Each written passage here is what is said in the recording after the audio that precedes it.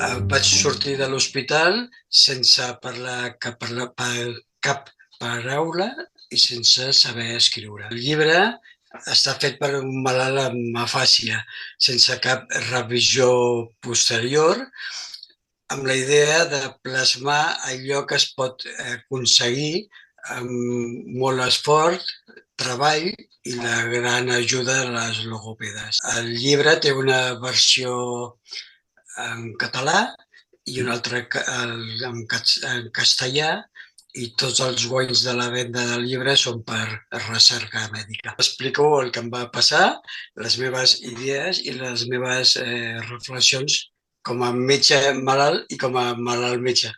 Com a metge malalt he intentat descriure totes les eines que he utilitzat per passar de no saber parlar ni escriure a fer un llibre i una entrevista.